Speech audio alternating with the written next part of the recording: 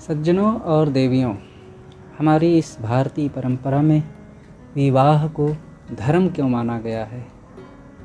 विवाह के पश्चात जीवन को कैसे जीना चाहिए? हमारा घर परिवार कैसे खुशहाल बने? हमारे महापुरुषों के क्या आदर्श रहे?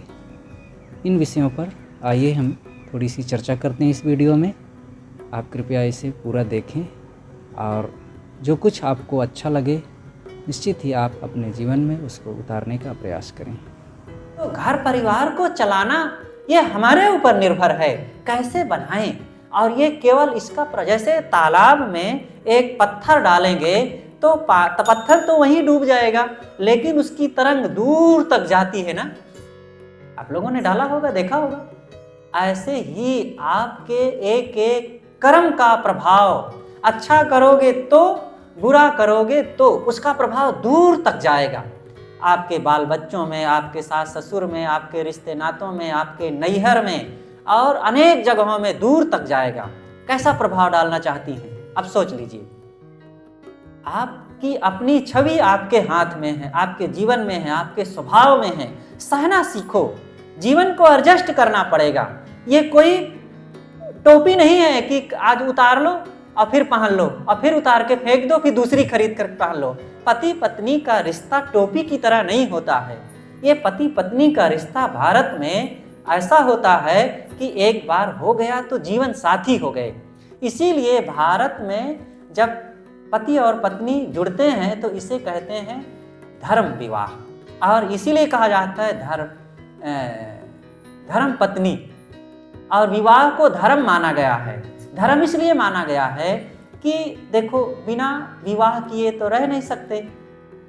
अधिकतम नर या नारी बिना विवाह किए रह नहीं सकते। वो इधर उधर बिखरेंगे, फिसलेंगे, समाज को गंदा करेंगे। तो ये गंदगी ना फैले इसलिए विवाह कर ले, एक से जुड़ करके रहें। अब एक से जुड़ करके रहें, मर्यादित रहेंगे तो इधर उधर गंदगी नहीं फैलेगी, धर्म हो गया ना। विदेशों में ऐसा नहीं है। हमारे देश में जब अंतिम में जब अंग्रेज गवर्नमेंट जाने लगी थी, यहाँ का जो वाइसराय था, अंग्रेज वाइसराय, तो जो पूरे देश का कमांड संभालता था, अंग्रेज ही तो सारा आधिपत्य यहाँ के संभालते थे। तो उसने अंतिम में एक दिन कार्यक्रम किया और जश्न मनाया और उसने कहा कि आज बड़े सौभाग्य की बात है कि मेरी माँ का 17वां विवाह दिन है। मतलब 17वां विवाह आज के दिन हुआ था।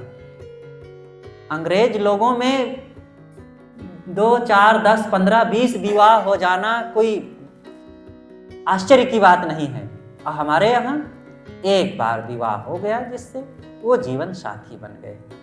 लेकिन यहाँ तलाक की भी बड़ी कठिन व्यवस्था की गई है, क्योंकि जटिल ना की जाए तो जल्दी जल्दी तलाक देने लग जाएंगे।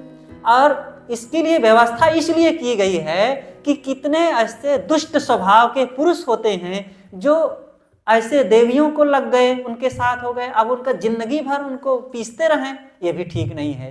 तो टेढ़ा बनाया गया है नियम कानून, लेकिन है व्यवस्था। कितनी ऐसी दुष्ट स्त्रियां होती हैं जो पुरुषों के नाकों चने चबवाती रहती हैं।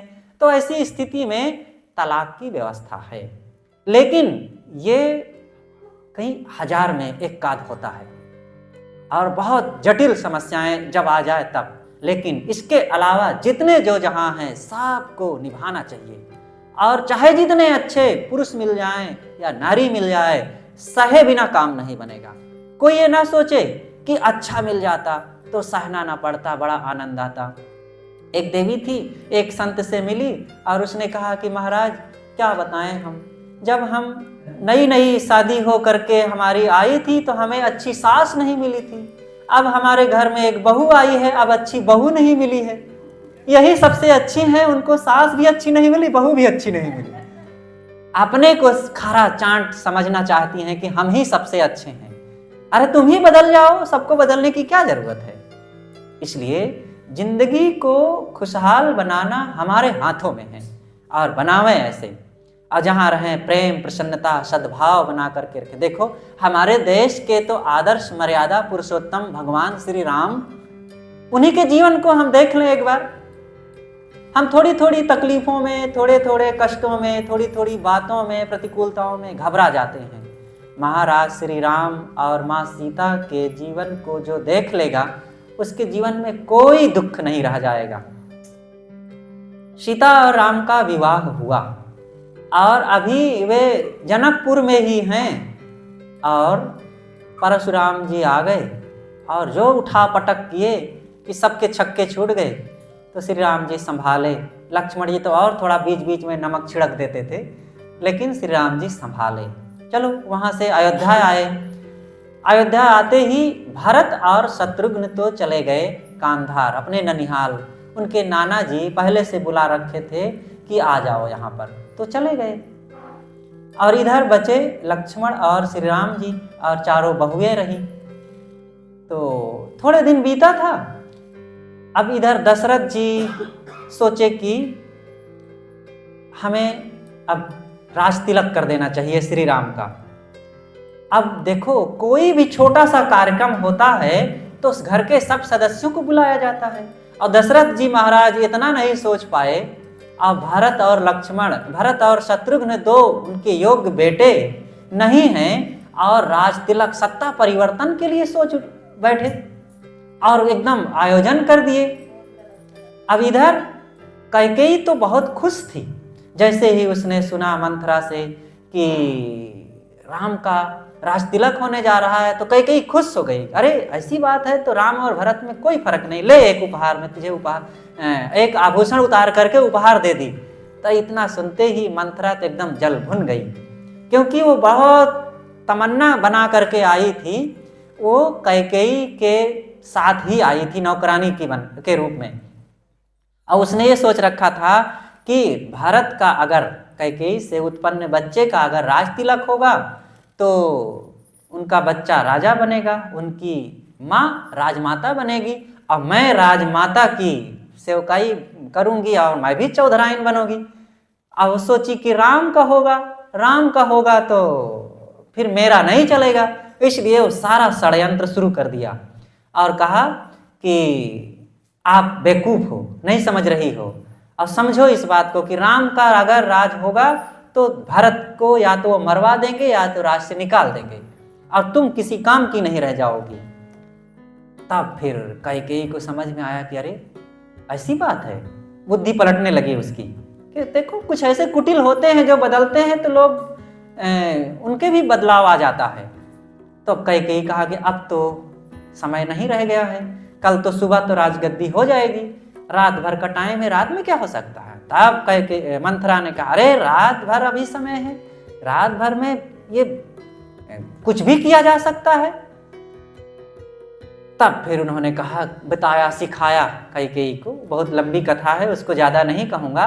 तब मतलब ये हुआ कि श्री राम को सुबह देखो, शाम को बताया गया था कि राजगद्दी होगी और सुबह बताया गया कि 14 वर्ष का वनवास। और राम घबराए नहीं, विचलित नहीं हुए और तैयार हो गए। देखो ये उनकी बहादुरी थी। वो कहीं हनुमान चालीसा नहीं पढ़ने लग गए, कहीं मंदिर में काली माई, दुर्गा माई, संतोषी माई के यहाँ यज्ञ करने के लिए पंडित बाबा के पास नहीं पहुँचे और ये नहीं कहे कि मेरा शनि टेढ़ा, ग्रह टेढ़ा है और कौन सी आफत आ गई है, मुझे किसी तरह बचा लो। ठीक है, बहुत अच्छी बात है और मुझे गद्दी मिले इस बात से मुझे उतनी खुशी नहीं है कि जितनी खुशी मेरे भाई को गद्दी मिले। ये राम की बहादुरी थी। और कहे कि बन जाने में तो मुझे आनंद ही आनंद है। पहली बात तो माता पिता की आज्ञा का पालन करने का मौका मिलेगा। दूसरी बात है कि मैं वन में जाऊंगा तो ऋषि मुनियों, संतों, गुरुजनों, महापुरुषों के दर्शन और सेवा का मौका मिलेगा। तीसरी बात यह है कि मुझे त्याग तपस्या में जीवन जीने का अवसर मिलेगा। और चौथी बात यह है कि अपने लोगों से दूर होकर के भजन करूंगा और भाई के लिए मैं सेवा दे सकूंगा। मैं चाह करके भी यहाँ रह करके भरत को गद्दी नहीं दे सकता था, लेकिन बाहर जा करके अब भाई को ये राज करने का मौका मिलेगा। ये बहुत खुशी की बात है। और उनके साथ सीता जी भी चल पड़ी। और सीता देखिए, एक राजा की बेटी रही और राजा की बहू रही और राजा की होने वाली राजा की पत्नी भी थी। लेकिन फिर भी वो नंगे पैर, कांटों के राज जैसे राजपथ नहीं थे कहीं। वो कांटा खाई खूंटी नदी नाले, कहीं पुल नहीं, कहीं सड़क नहीं, कहीं कोई वाहन नहीं। और ये भी शर्त थी कि कहीं गांव में नहीं जाना, किसी बस्ती में नहीं, किसी का दिया नहीं खाना है, अपने से उपार्जित करके खाओ। और सीता जी सब स्वीकारी, चल पड़ी। तो इस प्रकार से हम सबको भी कठिनाइयां सहना चाहिए। हमारे महाराज श्री राम, माँ सीता, लक्ष्मण जी, श्री कृष्ण भगवान, तथागत बुद्ध जी, सब लोगों ने कष्ट सहा, हम लोग क्यों ना सहें? सहो और सह करके अपने घर परिवार को खुशहाल बनाओ और जीवन को धर्ममय, शांतिमय, कल्याणमय बनाओ। और यह सोचो कि सत्संग से विचार मिलते हैं और सत्संग ही आपके जीवन में सद्बुद्धि लाएगा। ये बहुत पढ़ लिख लेंगे, MA BA कर लेंगे, डिग्रियां प्राप्त कर लेंगे, तो आपको कौन सी उन्नति हो जाएगी? कौन से आप तोहफा पा जाएंगे? कौन सा बदलाव? यही तो होगा ना। आप नौकरी कर लेंगे, कहीं डिप्टी कलेक्टर हो जाएंगी, तो कहीं अध्यापक हो जाएंगी, कहीं डॉक्टर मास्टर हो जाएंगी, यही तो होगा, पैसा कमाओगे। लेकिन आपके जीवन में सद्बुद्धि आ जाए, त्याग आ जाए, भक्ति आ जाए, सत्संग आ जाए, शांति आ जाए, मन में पवित्रता आ जाए, ये सत्संग से होगा। पढ़ो लिखो और ज्ञान विचार भी सीखो, साधना भी करो, जीवन को सफल बनाओ। क्योंकि चाहे जितना दुनिया की चीजें आ जाएं, एक दिन बुढ़ापा आएगा। अब बुढ़ापा आने के पहले भी जिंदगी समाप्त हो सकती है, कौन जानता है? कोई रजिस्ट्रेशन हुआ है? हर चीज का तो रिजर्वेशन हो जाता है, इतने दिन के लिए ये है भाई। लेकिन ये शरीर का, जीवन का किसी का रिजर्वेशन नहीं है, कभी भी कुछ हो सकता है। इसलिए इस जिंदगी में मौत को भी देखो, अपनी और अपनों की एक दिन ये घटना होगी। इसलिए जब इस दिन को देखोगे, पहले से तैयारी रखोगे, तब ना मन में शक्ति रहेगी। और नहीं तो पहले भूले रहेंगे, और जब घटना घटेगी, घटना को तो कोई रोकेगा नहीं, रोक सकता ही नहीं, किसी में ताकत ही नहीं है। और जब घटना घटेगी तो खूब रोएंगे, और रोने से कुछ होना नहीं है, आप अपने भी जीवन को कमजोर करेंगे। इसलिए धैर्य रखें, बहादुर बने। एक बेटे के लिए कुछ विपत्ति आ गई, कष्ट आ गया या शरीर छूट गया, तो उसके लिए रोते रोते रोते एकदम अपने को बेकार कर डालती हैं। और 4 बेटे, 3 बेटे, 2 बेटे अभी हैं, उनको भोजन नहीं मिल रहा है।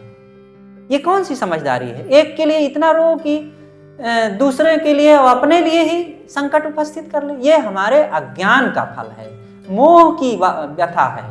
मोह को मिटाओ, समझदारी अपनाओ और ज्ञान भक्ति के पथ पर चल करके जीवन को खुशहाल बनाओ। ये जीवन में जो होने वाला, संसार में जो हो रहा है अनादिकाल से और आगे भी होता रहेगा, उससे अलग कोई हमारे और आपके जीवन में घट रहा है? ये तो घट रहा है। देखो अपने भी जीवन में वही को और मजबूत बनो। ये मौका है। हम जब मौका रहता है तो मजबूत बनते नहीं, और जब समय आता है तब रोते हैं। और जब मौका रहता है तो भूले रहते हैं। भूलने से कहीं काम बनता है? समय रहते सीखें, समझे। केवल भौतिकता की दुनिया में भूले नहीं, बल्कि आध्यात्मिकता की दुनिया में प्रवेश करके अपने आप को पहचाने और अपना कल्याण करें। तो मैंने कुछ व्यवहार और परमार्थ की चर्चाएं आप लोगों के बीच किया। आप लोग कई दिनों से बड़े प्रेम से हमारी बातें सुनते रहे।